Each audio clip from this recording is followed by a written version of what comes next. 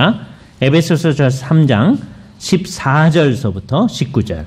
바울의 교회를 위한 기도의 한 부분입니다. 이러므로 내가 하늘과 땅에 있는 각 족속에게 이름을 주신 아버지 앞에 무릎을 꿇고 비노니 그의 영광의 풍성함을 따라 그의 성령으로 말미암아 너희 속사람을 능력으로 강건하게 하시오며 믿음으로 말미암아 그리스도께서 너희 마음에 계시게 하옵시고 너희가 사랑 가운데서 뿌리가 박히고 터가 굳어져서 능히 모든 성도와 함께 지식에 넘치는 그리스도의 사랑을 알고 그 너비와 길이와 높이와 깊이가 어떠함을 깨달아 하나님의 모든 충만하신 것으로 너희에게 충만하게 하시기를 구하노라. 주께서 이 말씀을 사용하셔서 우리에게 필요한 은혜를 베풀어 주시기를 원합니다. 우리가 주일 오후에는 17세기의 성도들이 주님을 믿고 고백했던 바와 우리가 지금 주님을 믿고 고백하는 바가 어떻게 연관이 되는가 하는 것을 생각하는 거예요. 공통점 뭐냐? 17세기 웨스트민스터 신앙고백서와 대소요리문답을 만든 우리의 선배들도 성경의 근거에서 우리가 이걸 믿고 고백합니다. 이렇게 얘기했던 거예요. 우리도 그렇게 하는 거죠. 그죠? 그런데 우리 시대의 사람들한테 너희의 믿는 바를 한번 이렇게 작성해봐라. 그러면 아마 중구난방으로 나올 위험성이 매우 큽니다. 20세기에 사람들이 우리의 믿는 바를 작성해본다. 이렇게 해본 적이 있어요. 그럴 때마다 늘 문제가 나타난 거예요. 그죠? 그래서 우리가 연약한 교회죠. 부족한 교회입니다. 이럴 때는 아주 강력하게 주님의 말씀을 잘 따랐던 우리의 선배들이 신앙 고백했던 바를 우리가 그냥 받아들여서 우리가 이걸 믿습니다. 라고 하는 게 나은 거죠. 그리고 이것에 이제 정말 충실할 때 우리가 우리의 말로 우리 이거 믿습니다. 라고 만들어 볼 수 있을 겁니다. 근데 오늘날의 교회는 그럴 수 있는 능력이 없으니까 일단 17세기 우리의 선배들이 성경의 근거에서 믿고 고백했던 바, 웨스트민스터 신앙고백서와 대소요리문답, 요약된 교리라고 해서 요리한다고 그랬죠. 그 음식 요리하는 그 요리가 아니고요, 그죠? 주일학교 때 요리문답, 그래서 이제 그 요리하고 무슨 상관이 있나 그런 적이 있었어요, 그죠? 그래서 이제 사람들이 그런 오해를 하도록 하지 않도록 하기 위해서 교리문답 그렇게 번역을 하시는 분들도 있어요. 뭐 그것도 좋아요. 요리가 요약된 교리니까, 그죠? 근데 교리를 배우는 거죠, 우리가. 근데 교리를 배우는 게 결국은 성경을 배우는 겁니다, 그죠? 지금 어떤 부분을 우리가 공부하고 있느냐 하면, 예수 그리스도께서 베푸신 그 구속이 우리에게 은혜가 주어지는데, 이 현세에서 우리는 그리스도와 하나가 되어져 있고, 다음에 그리스도와 교통을 하고 있다. 그리스도와 하나됨. 유니온이라고 그랬어요. 그리스도와 내가 아주 신비하게 하나 되어 있고, 하나 된 사람들은 커뮤니온, 교통을 한다. 교제를 한다. 이렇게 얘기하는 거죠. 그 하는 것이 어떤 게 있습니까? 라고 했을 때 우리가 중생서부터 얘기했어요. 중생. 그리고 중생한 사람들이 주님을 믿죠. 믿는 사람을 지난번에 칭의하신다는 것까지 했습니다. 그죠? 칭의한 사람들은 이제 어떻게 되느냐? 이제 오늘 하는 얘기가 우리를 거룩하게 하신다는 얘기를 이제 할 겁니다. 그죠? 그러니까 이거는 다 연결이 되어 있는 거죠. 이게 뭐의 한 측면이냐? 우리가 그리스도와 하나가 되어 있다. 그리스도와 커뮤니온을 나눈다. 날마다 우리의 것의 일부가 그리스도에게로 가고 그리스도의 것이 우리에게로 오고 서로 왔다 갔다 하는 거예요. 그죠? 커뮤니온. 그리스도와 교제하는 겁니다. 그리스도의 교제의 한 측면이 뭐냐? 지난번에 칭의라고 했어요. 칭의는 우리의 죄가 그리스도한테 갔고 그래서 그걸 용서해 주셨고 이제 그리스도의 온전하신 의를 우리에게 주신 것 그것 때문에 하나님이 우리를 볼 때 너는 그리스도 때문에 네가 옷 입은 그리스도 때문에 의롭다. 그거 선언하신 거예요. 근데 그렇게 선언함을 받은 사람들, 칭의함을 받은 사람이죠. 그러니까 감사하잖아요. 감사하니까 이제 어떻게 될 거냐? 성화되어져 나가는 거죠. 그죠? 그 성화가 뭐냐라고 했을 때 그거를 위한 기도가 지금 이 에베소서 3장에 나타나는 바울의 기도입니다. 교회를 위한 기도. 바울이 교회를 위한 기도 곳곳에 있어요. 그 중에 대표적인 게 여기 있는 거예요. 그죠? 내가 하늘과 땅에 있는 각 족속에게 이름을 주신 아버지 앞에 무릎을 꿇고 비노니. 이 무릎을 꿇고 빈다라고 하는 게 바울이 갑자기 이거 쓰실 때 무릎을 꿇었을까? 무릎을 실제로 꿇든지 안 꿇든지 우리는 늘 하나님 앞에 무릎을 꿇고 하는 거죠. 그러니까 그때 우리가 쓰는 표현이 영혼의 무릎을 꿇는다 그런 거예요. 특별히 종교개혁 이후에는 우리가 예배 시간에 그 전에 무릎을 꿇는 거를 전부 다 없앴어요. 왜냐하면 자꾸 오해가 생기기 때문입니다. 이게 오해가 안 생겼으면 예배 시간에 무릎 꿇는 게 그렇게 나쁜 거 아닙니다. 그런데 오해가 있으면 이게 복잡해지는 거거든요. 중세 때는 예배당 앞에 지금도 이제 정신이 나가면 다시 종교개혁 이전으로 가가지고 예배당에 이제 십자가를 자꾸 설치하는 경우가 있어요. 근데 중세 때는 그때 아직 종교개혁 이전이니까 십자가를 설치해 놓고 대형 십자가를 설치해 놓죠. 그리고 대개는 예수님 상을 이렇게 예수님이 이렇게 된 모습을 상으로 만들어 놨어요. 그게 상을 만들어 절하지 말아라고 하는 것을 파괴하는 거라는 의식이 천 몇백 년 동안 없었던 거예요. 사람들이 주님을 사랑한다고 하면서 그렇게 만들어 놓은 거예요. 그죠? 그러니까 정신이 나가면 이게 전부 다가 이게 모든 교회가 정신이 다 나가서 그러면서 주님의 뜻대로 안 한다고 하는 생각이 없는 거죠. 지금 우리가 생각할 때는 어떻게 그럴 수 있을까 이렇게 생각하잖아요. 근데 생각해 보세요. 나중에 종교개혁이 일어나고 난 다음에도 이제 정신을 조금 차린 교회는 상은 없앴어요. 그게 어디냐? 루터파 교회하고 영국 성공회입니다. 루터파 교회와 영국 성공회는 예배당 안에 십자가는 그냥 있어요. 근데 상만 없앴어요. 그걸 베어 크로스라고 합니다. 근데 우리 장로교회들은 그것조차도 없애버린 거예요. 근데 이 말이 한국에 있는 장로교회 교인들한테는 안 그런데요? 내가 자라난 교회에 있었는데 제가 자라난 교회에 있었거든요.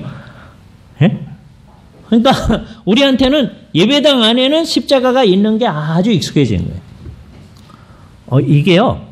그 총회에서 결정한 거에 반하는 거였어요. 워낙 총회 1957년 총회에서 우리 안 한다 그랬거든요. 우리 전통을 따라서. 근데도 그 결정사 하나도 상관없이 각자 알아서 하는 거예요. 그래서 상당히 많은 교회들이 십자가가 있습니다. 그런 거 생각해 보면 예배당 안에 십자가가 있는 거 전혀 거부감이 없잖아요. 오히려 그게 다 있으니까 우리 교회처럼 십자가 없는 교회는 이렇게 보면서 저기는 이단이 아닐까? 왜 십자가가 없지? 이런 생각이 들 정도가 돼버렸어요. 이게 정말 이상한 거예요. 그러니 중세 때 거기 상 이렇게 만들어놔도 잘못됐다는 생각이 없이 사람들이 왜 천 몇백 년을 그러고 있었는지가 이해가 되는 겁니다. 그냥 계속 그렇게 나가면 그 할아버지도 그랬고 그 할아버지도 그랬고 그러고 나가면 예배당은 늘 그런 거지 뭐 이렇게 생각하는 거예요. 그러면서 살다 보니까 예배 시간에 그 앞에 이제 십자가 있고 상 있고 그런데 예배 시간에 이제 무릎을 꿇는 바울이 여기서 무릎을 꿇는다고 그랬으니까 무릎을 꿇는 그에 따라서 하면 예배 시간에 무릎 꿇는 게 나쁜 건 아닌데 상이 있을 경우에 이게 위험해지는 거예요. 그러면 어떻게 되느냐? 마치 저 상한테 무릎을 꿇는 것 같은 착각이 나타나잖아요. 청주교회에서 우리가 저 상한테 무릎 꿇는다 그런 적은 없어요. 그러나 모든 성도들의 마음속에는 상한테 무릎을 꿇게 되는 거예요.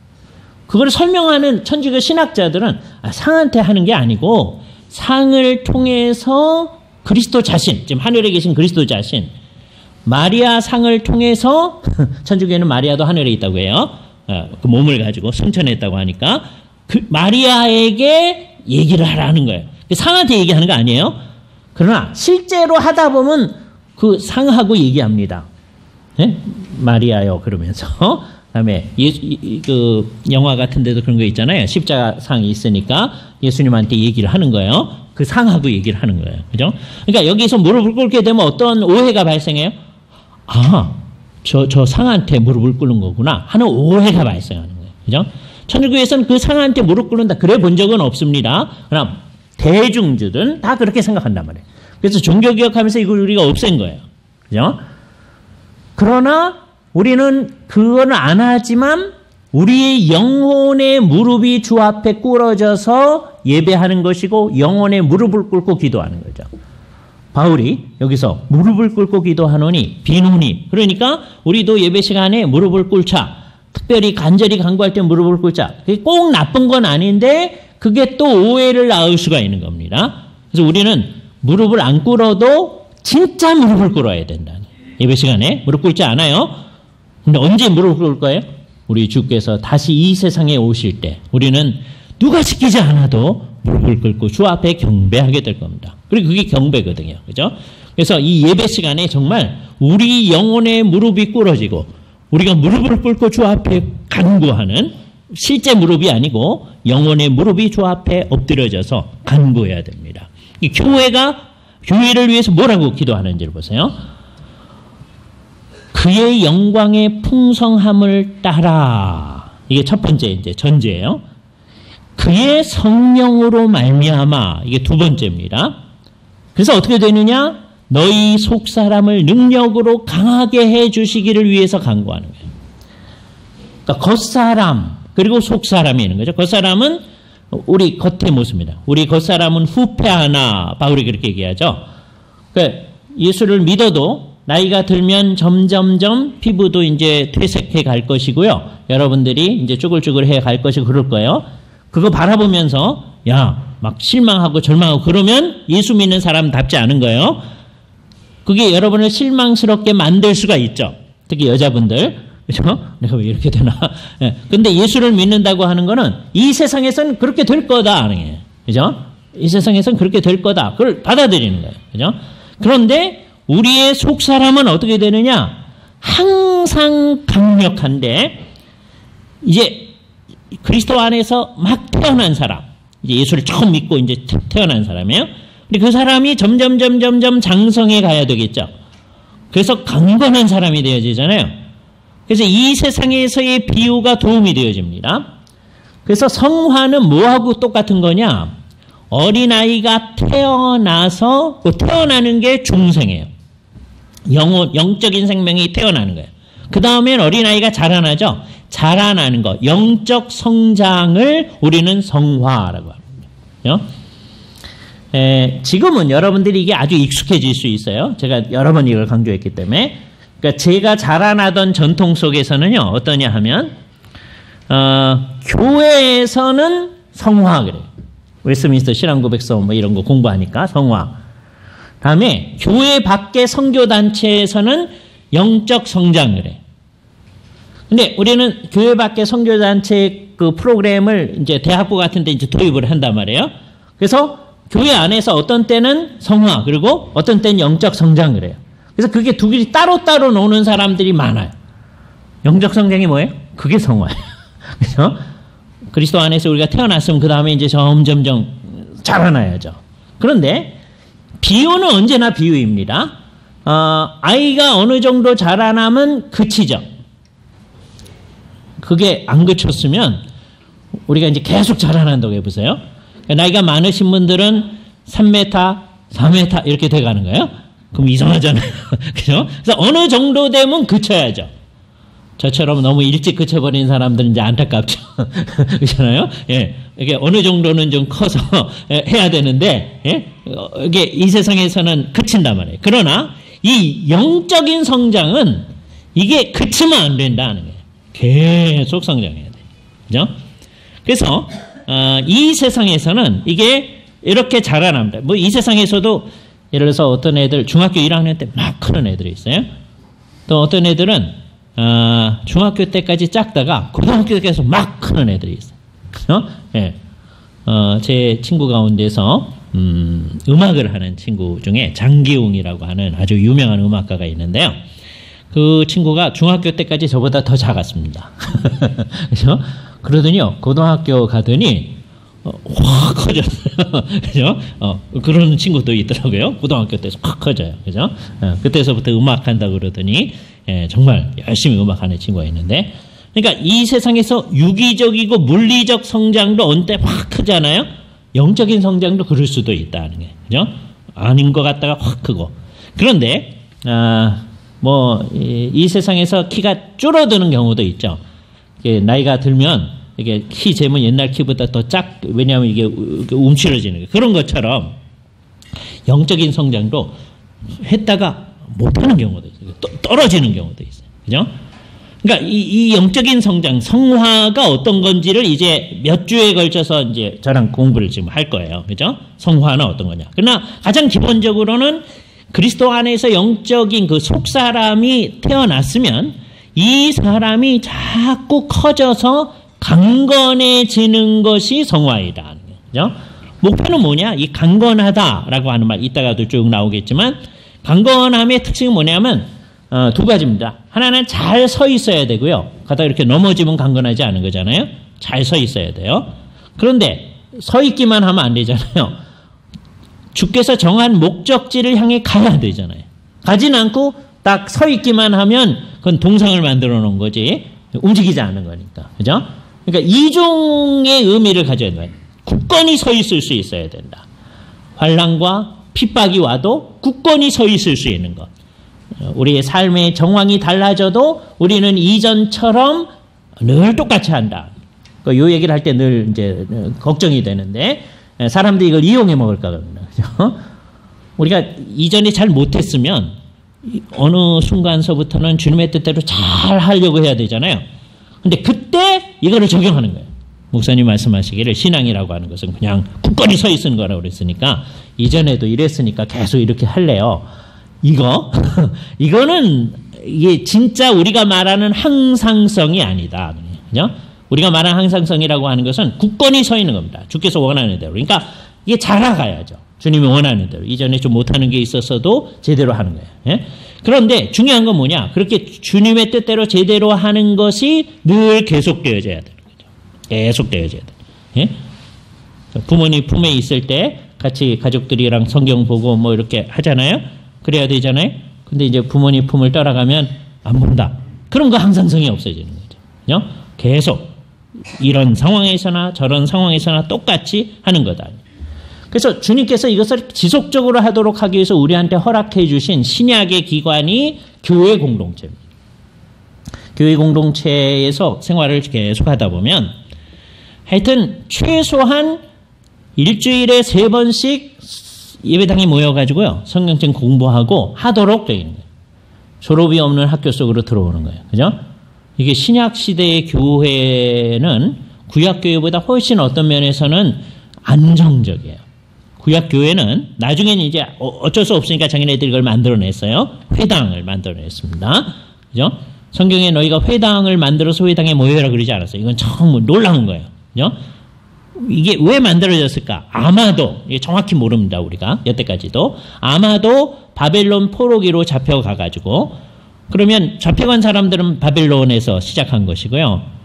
그 다음에 이스라엘 안에서도 성전이 없으니까 어떻게 하겠어요?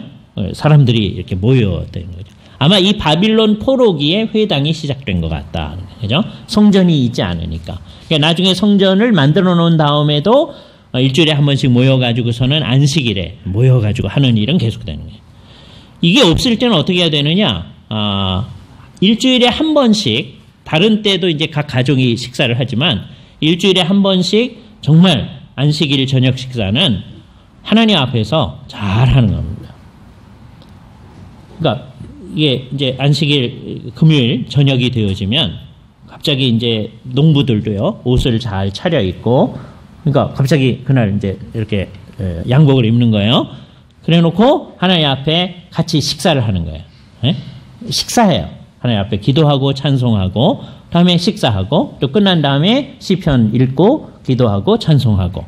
그러니까 그거는 식사하면서 안식일 식사, 다른 때도 그렇게 하는데 이건 굉장히 길고 의미심장한 거죠. 일주일에 한 번씩 뭘 하도록 하신 거예요. 안식일 식사. 그게 나중에 이제 회당에서 모이는 일이 있어지면 그게 더 중요한 게 되는 거죠. 회당에서 모이고 또 안식일 식사 같이 하고 이 일들을 해 나가는 것. 이게 얼마나 중요해요. 안식일 저녁에, 그러니까 금요일 저녁에 모여서 가족끼리 안식일 식사를 한 다음에 매번, 그런 다음에 이제 토요일 날 오전에 회당에 같이 모여가지고서는 우리가 주일 날 모여서 예배하듯이 하고, 이게 늘 공식적인 루틴이 되어지는 거예요. 그 전에는요, 안식일 식사를 같이 하는 것 외에 회당에 모이고 그런 게 없습니다. 그 신앙생활이 굉장히 어려운 거죠. 우리는 정신만 차리면 제대로 할 수 있는 거예요. 우리 정신 안 차리면 어떻게 되죠? 가끔가다 주일날도 빠지고 주일 오후는 이제 참석 안 해도 되는 거예요. 수요일날은 워낙 안 오는 거니까 뭐 그렇게 살기 시작하면 어떻게 되는 거예요? 이 교회 공동체의 그 의미가 안 나타나는 거죠. 그죠? 그렇게 되면 우리가 굳건하게 주님의 뜻을 잘 섬긴다고 하는 그거 우리에게 있어지지 아니하는 겁니다. 이거 잘 생각해야 돼요. 성화라고 하는 것은 일단 굳건하게 서 있는 모습, 그리고 그 굳건하게 서 있을 수 있도록 도와주기 위해서 이 교회 공동체의 모임도 있는 것도 성경 읽는 것도 있는 거고 다른 것이 도와주는 거예요. 근데 우리는 그것 자체가 목적이 되는 경우가 있습니다. 제가 옛날에 전도사를 하면서 제일 안타까웠던 게 뭐냐면 애들을 이제 열심히 모이라고 해놓고 모이는 목적이 뭐였느냐 하면은 하나님의 말씀을 잘 배워서 그대로 살기 위해서 모이는 거거든요. 근데 결국은 뭐가 중점이 되느냐? 너희 다음 수요일날도 또 나와야 된다. 다음 주일날도 또 나와야 된다. 그것만 얘기하는 것 같은 느낌이 드는 거예요. 예? 제가 오늘도 지금 그 얘기를 많이 하고 있잖아요. 그러니까 주일학교 학생들한테도 그러고 어른한테도 그러고 근데 이게 목적이 아니거든요. 여기 모이는 것 자체가 목적이 아니라고요. 그죠? 그거는 제대로 우리가 굳건히 서 있고 하나님의 백성으로 살기 위해서 그렇게 하는 거라고요. 그죠?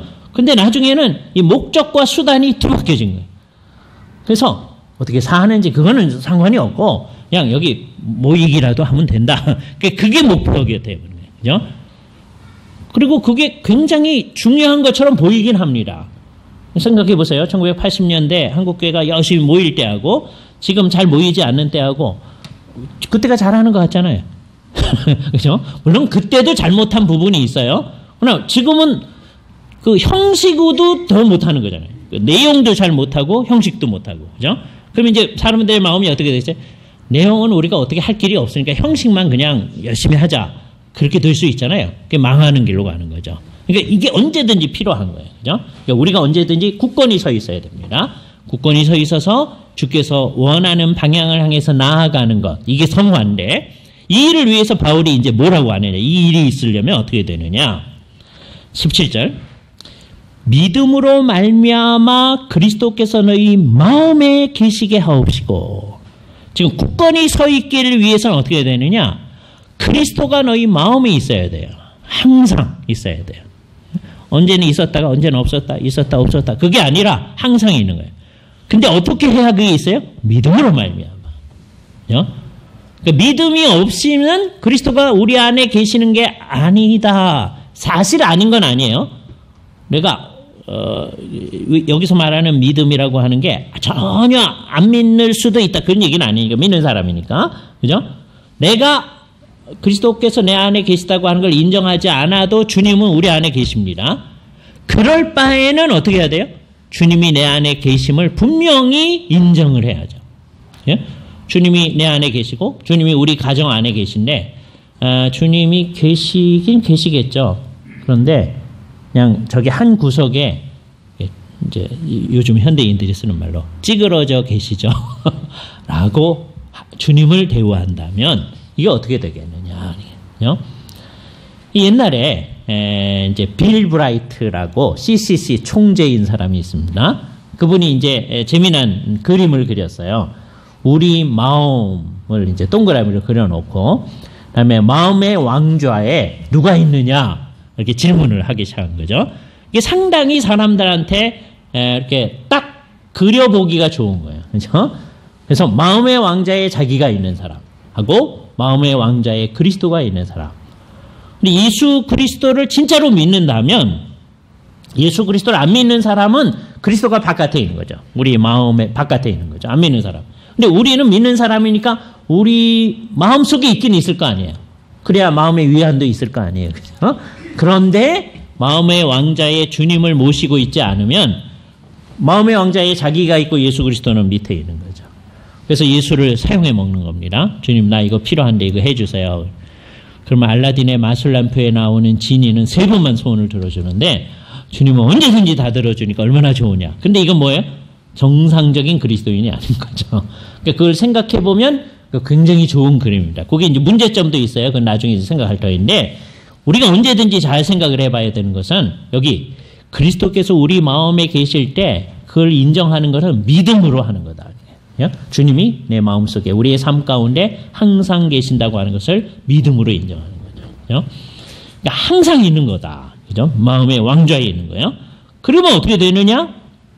너희가 사랑 가운데서 뿌리가 박히고 터가 굳어져서, 이게 말이 안 되는 두 가지를 앞에서 얘기하고 있습니다. 뿌리가 박히려면 어떻게 해야 되죠?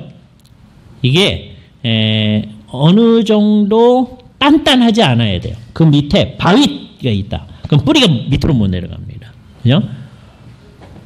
근데 너무 느슨하다 그러면은 뿌리가 암만 어떻게 해도 굳게 설 수가 없는 거예요. 그죠?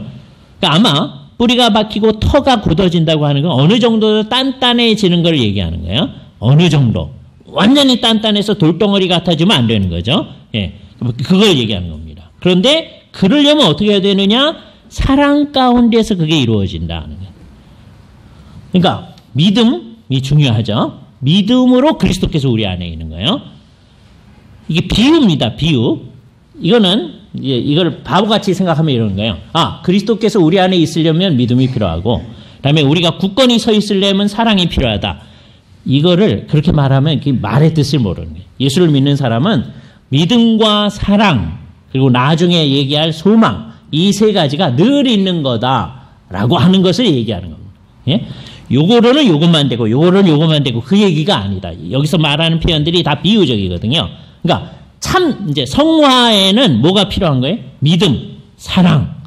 그러니까 이 두 가지, 또 소망 이런 거는요, 성화의 열매이기도, 결과이면서 그 자체가 성화를 이루는 것이기도 해요. 성화돼야 믿음과 사랑, 소망이 있어요. 그런데 믿음과 소망, 사랑을 통해서 성화가 이루어져요. 세월이 지남에 따라서 우리의 마음이 이 믿음, 소망, 사랑, 그건 그 세 가지만 얘기하는 거 아닙니다. 성경이 말하는 소위 이게 덕들이에요. 예.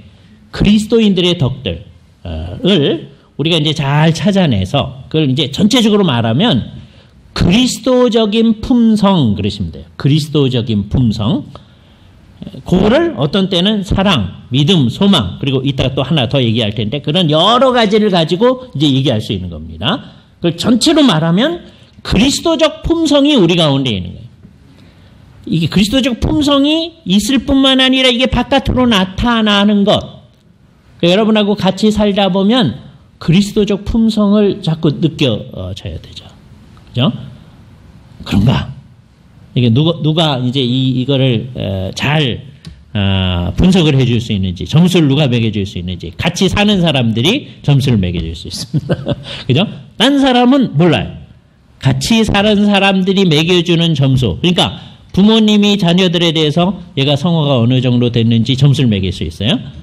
또 부부 간에 점수를 매겨줄 수 있어요. 그죠? 근데 아마 그렇게 따지면 우리는 다 낙제점일 겁니다. 그죠? 예. 3년 전보다 성화가 많이 되셨군요. 이게 하기가 어려워요. 다 낙제점이에요. 그죠? 그래서 이 얘기를 들을 때마다 우리가 우리 처음부터 다시 시작해야 되는데 그런 생각이 들 수가 있어요. 그러는 겁니다. 그러니까 여기서 이제 두 가지가 문제가 되는데요. 이건 앞으로 좀 자세히 나중에 할 텐데, 두 가지가 엉터리예요. 엉터리. 하나는 뭐냐? 그거 안 되거든요.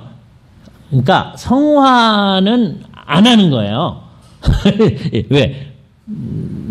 암만 그렇게 살아봐야 뭐 성화 안 되니까. 성화는 이 세상에서 없는 거예요.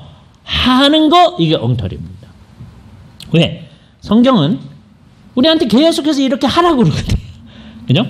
성경이 뭐 하라고 하는 거는 의미가 있으니까 하라고 하는 거잖아요. 그죠? 근데 그 재미있는 게 뭐냐면 이게 잘 되기 어렵다고 하기 때문에 이렇게 하라는 겁니다. 잘 되면 그렇게 해라 그러고 있어요. 인내해라. 그 말은 어떤 상황에서 주어지는 거죠? 굉장히 어려운 상황에서 주어지는 거예요. 인내할 수 없으니까 인내해라 그러는 거죠.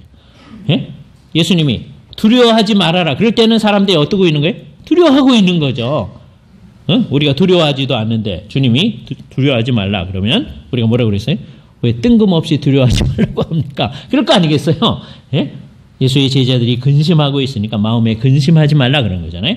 우리한테 성화되어져야 된다. 그걸 다양한 말로 얘기하는 거예요. 너희 믿음의 터가 굳어져야 된다. 이런 얘기. 그게 다 성화에 관한 얘기거든요. 그 얘기하는 건 뭐예요?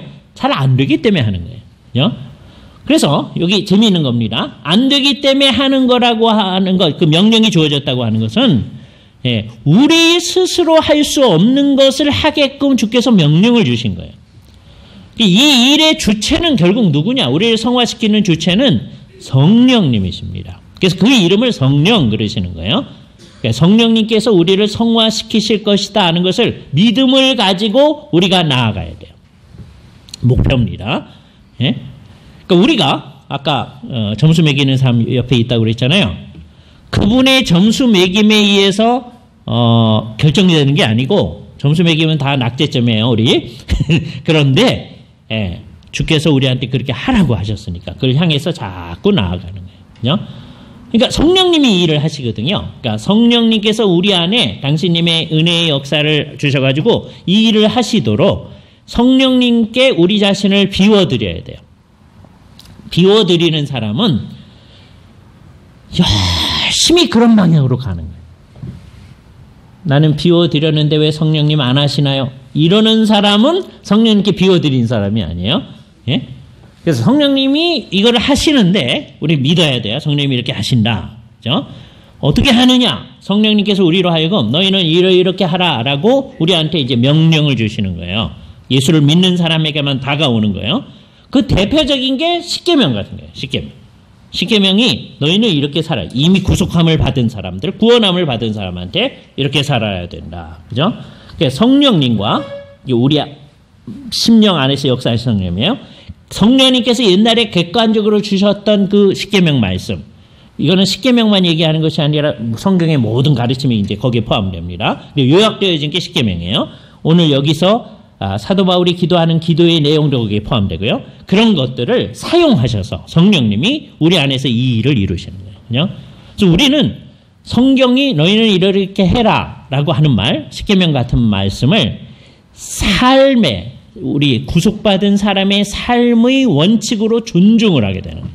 그래서 우리가 그렇게 살아가려고 노력을 하게 되는 거예요.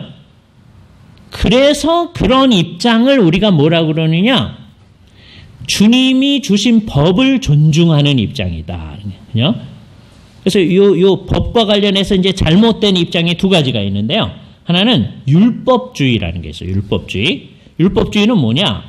율법을 지켜서 신약 성경이 말하는 이렇게 하라고 하는 거를 해가지고 우리가 구원을 얻을 수 있겠습니다. 라고 말하는 게 율법주의예요. 이거는 할 수 없는 겁니다. 그 누구도 이걸 지켜가지고 구원 얻을 사람이 아무도 없어요. 능력이 없는 거예요. 사람은. 근데 사람들은 끊임없이 그 노력을 하는 거예요. 율법주의가 아니다. 그런 상황에서도 또 새로운 율법주의가 자꾸 나타나는 거예요. 우리는 율법주의는 우리하고 입장이 아닌 거예요. 또 하나 반법주의라는 게 있어요. 안티노미아니즘. 우리는 이제 구원함을 받았으니까 율법 그런 거 필요 없습니다. 라고 하는 거예요. 대개 반법주의는 성령님을 강조해요. 성령님이 자동적으로 하실 겁니다. 법 필요 없습니다. 십계명 이제 필요 없습니다. 이렇게 가는 거예요. 그러나 우리는 반법주의자들이 아니다. 율법이 우리를 정죄하는 것으로서의 기능을 하지 아니하고 오히려 우리로 하여금 주님 내가 구원을 받았는데 어떻게 살아야 되나요? 이렇게 물어볼 때 주께서 이렇게 살면 된다라고 삶의 원리를 가르쳐주는 거예요. 아, 그러면 되는 거군요. 그래서 구원함이 너무너무 감사해서 열심히 그것대로 가는 거예요. 주께서 살인하지 말라 했으니까 살인하지 않는 대로 가는 거예요. 그런데 옛날에는 그냥 법조문만 생각해가지고 내가 사람 안 죽였으니까 괜찮은데요. 그랬는데 진짜 성경을 따라서 예수님의 의도를 따라 보니까 속으로 사람을 미워하고 그러면 그게 살인한 거와 진배 없는 죄악이다라는 걸 생각을 해서 사람을 미워하지도 않는 데까지 가는 거죠. 원수를 사랑하는 데까지 가는 거죠. 그러니까 사랑하지 말라, 사랑하지 말라, 살인하지 말라는 말의 풍성한 의미가 우리 속에 딱 나타나게 돼요. 그거를 향해 나아가는 거죠. 그러니까 주께서 오히려 우리에게 얘기해 주신 게 너무 감사한 거예요. 어떻게 살아야 될지를 모르는데 주께서 이런 지침을 주셔서 아, 이렇게 살면 된다고 그러셨군요. 그래서 이제 그렇게 가고 또 성장해서 보면 자기가 산다고 산 게 아무것도 아니거든요. 예? 그래서 이게 잘못했네요. 그러면 주께서 그 의미를 더 깊게 깨닫게 해주세요. 그죠? 주어진 율법의 말씀에 근거해서. 그래서 더욱더 나아가는 거예요. 이게 우리의 성화이다. 그런 걸 생각해야 돼요. 그래서 이거는 끝없이 가는 겁니다. 예. 한이 없어요. 그래서 우리한테 성령님을 주시는 것도 역시 한이 없어요. 한량 없이 주신다. 성경이 그러잖아요. 한량 없이가 뭐예요? 양이 끝이 없다는 거예요. 우리가 성령이 주어져서 기뻤는데 이만하면 이제 끝났다. 그게 아니고 또 주신다. 왜? 그게 있어야만 우리가 주의 뜻을 알 수 있고 수행할 수 있기 때문에. 그래서 우리는 두 가지를 버린 거예요. 율법주의. 그거 안 된다. 왜? 그것으로 구원받은 사람이 없으니까. 그다음에 반법주의. 우리는 율법하고는 상관없습니다. 그게 우리하고 잘못된 사상이죠. 그죠? 또 우리는 성화 안 됩니다. 그러지 아니하고 이게 어렵지만 성령님이 주셔서 은혜를 베풀어 주셔서 우리로 가게 하시니 주님을 믿고 우리로 가겠습니다. 성화 안 된다고 하지 않고요. 또 한국에서는 저 끝에는 성화가 너무 잘 돼서 완전한 성화에 이룰 수 있다. 그거 안 된다. 나중에 이제 한 번 더 이거 할 겁니다.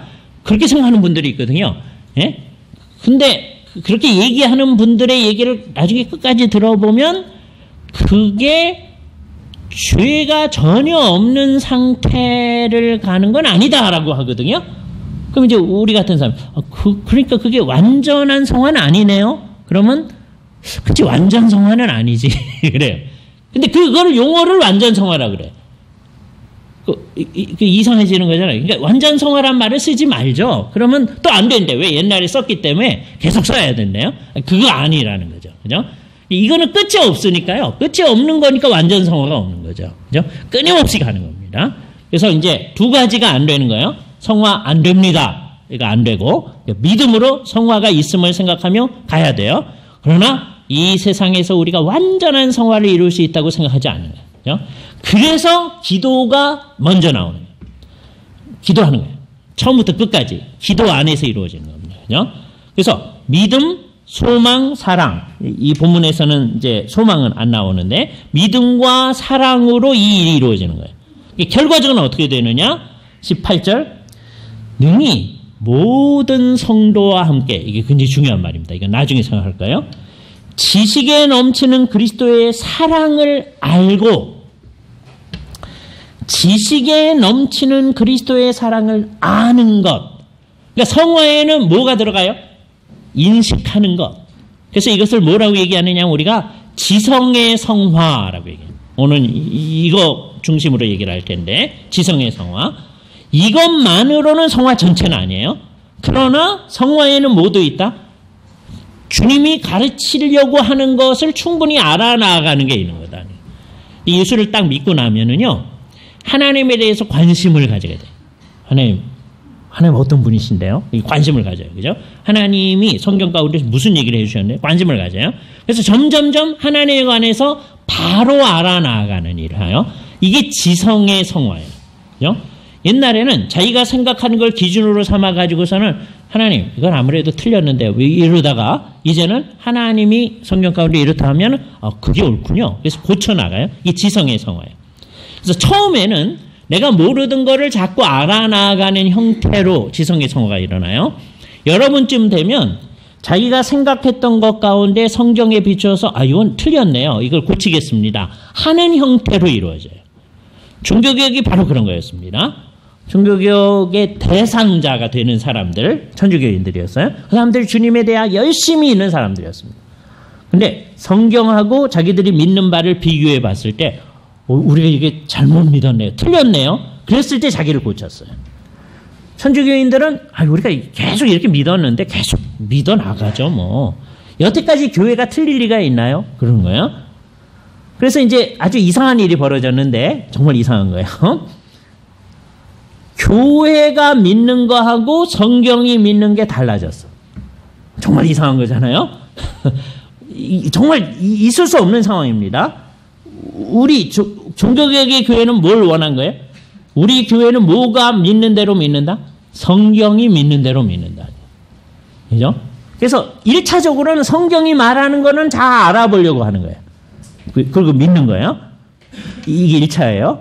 두 번째, 성경이 얘기 안 하는 거에 대해서는 자유로워요. 이게 기독자의 자유예요. 옛날에 교회가 성경이 얘기 안 하는 것도 이렇게 정해놨어요. 이렇게 해야 된다. 근데 그게 오랫동안 해왔기 때문에 사람들이 그거를 안 따르면 안 되는 것처럼 이렇게 생각했거든요. 아주 대표적으로 하면 소위 사순절 기간 동안에 고기를 먹으면 안 된다. 딱 정해놓은 거예요. 그죠? 근데 성경에 그런 거 없어요. 근데 어떤 사람들이 딱 먹으면 정말 그들을 옛날에는 이제 사회 전체가 이제 기독교권이니까 그 사람 잡아가요. 그럼 이제 뭐라고 그러겠어요? 그 사람들이 아니 성경에 그런 거 어디 있습니까? 나는 성경에 따라서 할 수 있습니다. 그럼 이제 그 사람들 아니 옛날서부터 교회가 그렇게 왔으니까 따라야지 왜 잔말이 많어? 이렇게 할 거 아니에요. 이상한 일이 벌어진 거예요. 그래서 성경이 믿는 바하고 교회가 믿는 바가 달라지면 이게 잘못된 교회입니다. 그게 종교개혁이 일어나는 거예요. 우리가 목표하는 바는 뭐예요? 우리 교회가 믿는 바는 뭐가 믿는 바하고 똑같다?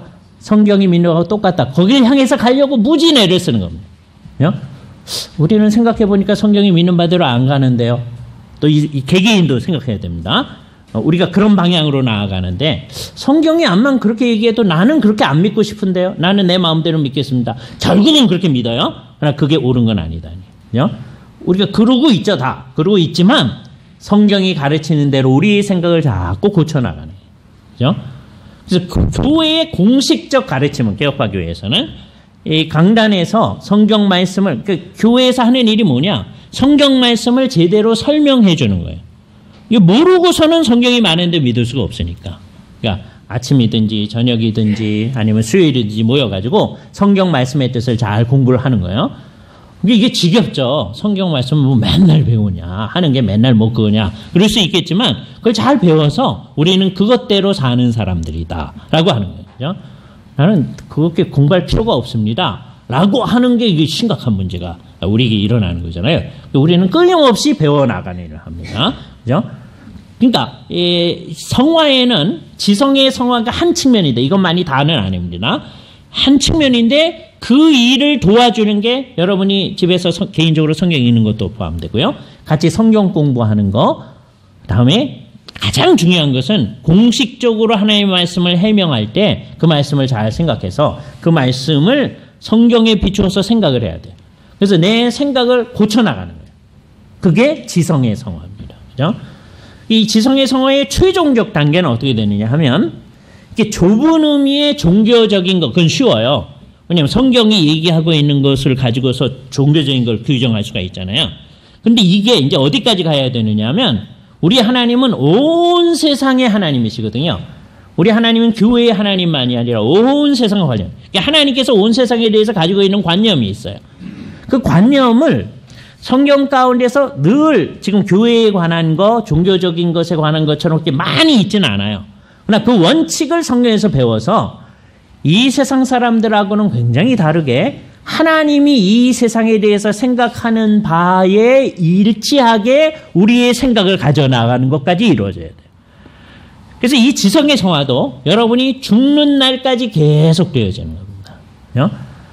딱 죽잖아요. 죽으면 하늘에 딱 갔을 때 우리 영혼이 하늘에 가요. 그러면 맨 처음에 주님을 딱 우리 영혼이 주님의 영혼을 뵈어 정말 놀라운 거죠. 그게 뭔지 몰라요. 우리가 지금은 우리의 몸을 가지고 있기 때문에 딴 분을 내가 당신의 영혼을 봅니다.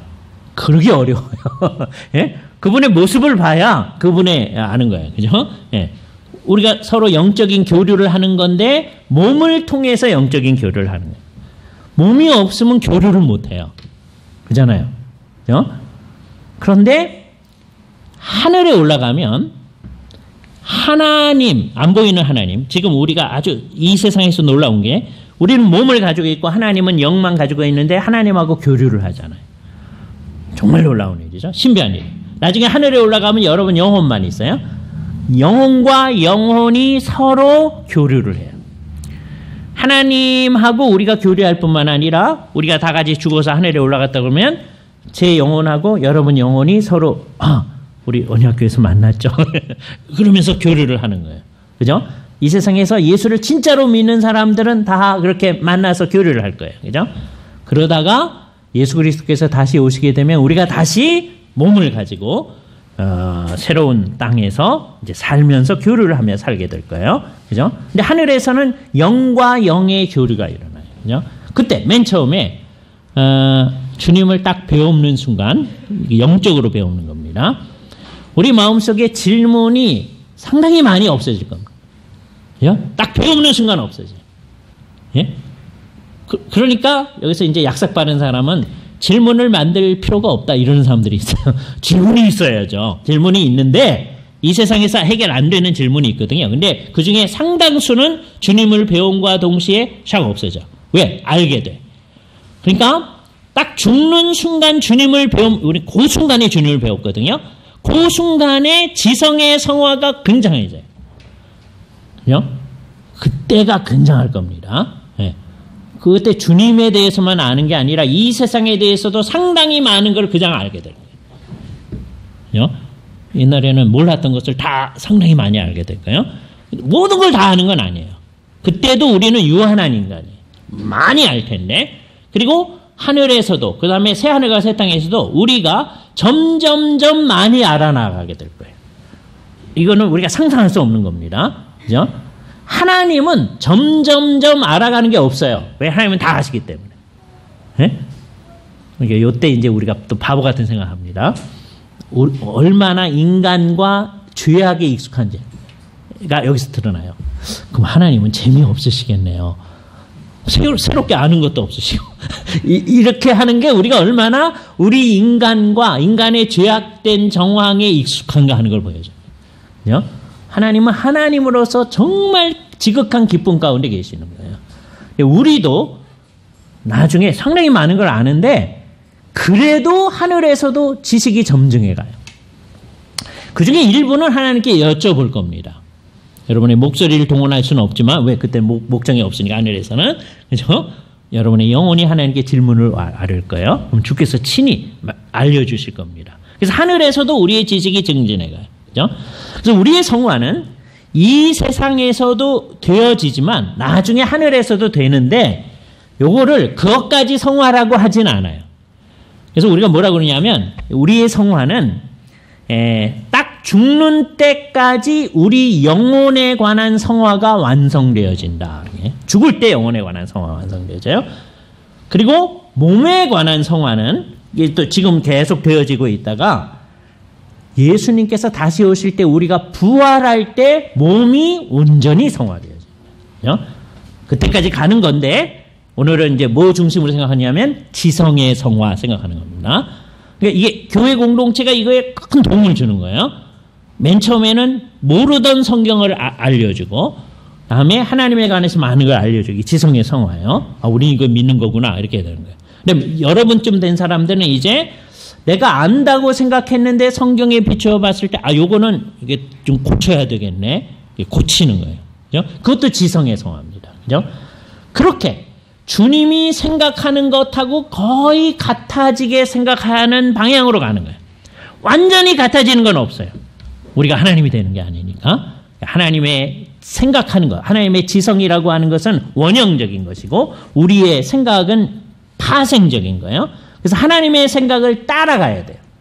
우리가 하는 일을 하나님의 생각을 따라서 생각하는 일이라고 그래요. 하나님의 생각을 따라서 생각하는 것. 그러니까 하나님의 생각은 당신님이 계시로 주셨으니까 계시를 의존해서 생각하는 거라고 우리가 표현하는 거죠. 옛날 우리의 선배들이 이것을 계시 의존 사색이라고 표현했어요. 이게 지성의 성화입니다. 이거 원칙으로서는 쉬워요. 그런데 이건 계속 이루어져야 된다. 어떻게 돼야 돼요? 주님의 말씀에 정말 창념을 해야 돼요. 그죠? 하나님의 말씀의 뜻에 따라서 우리가 자꾸 우리의 생각을 고쳐나가는 일을 해나갈 때 우리의 지성의 성화가 완성되어질 것이다. 그죠? 그래서 아직 이루어지지 않은 거예요. 다 계속 되어질 거예요. 그래서 설교를 열심히 듣다 보면 자꾸 고쳐지죠. 감사한 일이에요. 그죠? 내가 이렇게 예수를 많이 믿었는데도 이것도 고쳐야 되고, 이제 고쳐야 되고, 그게 신경질 날 때도 있어, 어떤 때는. 내가 이렇게 예수를 많이 믿었는데 또 고쳐냐. 예? 예? 그러나요, 이거는 웬만한 사람이 뭐 박사과정하고 하는 것보다 훨씬 중요한 일이 여기서 일어나는 거예요. 그죠? 우리 모든 거를 다 고쳐가는 거예요. 그죠? 더 재미있는 거는 이제 제대로 됐다고 생각했는데, 우리가 더 성화하잖아요. 그러면 지난번에 성화했다고 하는 그 내용도 되게 어린아이 같은 것임을 발견해요. 그게 성화가 안 된 거구나. 성화된 거죠. 또 성화돼야 돼요. 그죠? 그래서 요게 이제 특별히 어디서 많이 나타나냐면 이제 다음번에 우리가 더 얘기하려고 하는 감정과 의지의 성화. 다음번에 여기로 갈 겁니다. 오늘은 뭐의 성화 얘기했어요? 지성의 성화. 이걸 위해서 성경 공부, 다음에 설교의 중요성, 모든 예배 열심히 참여해야 된다. 그 생각을 하시기 바랍니다. 또 옛날 주일학교 학생들 모아놓고 다음번에 또 오세요 하는 얘기가 시작됐어요. 기도하겠습니다. 거룩하신 주님, 우리들이 주님의 거룩하심에 우리가 하나가 되고 주님과 교통하는 사람이 되어져서 그 교통하심의 한 부분으로서 오늘은 성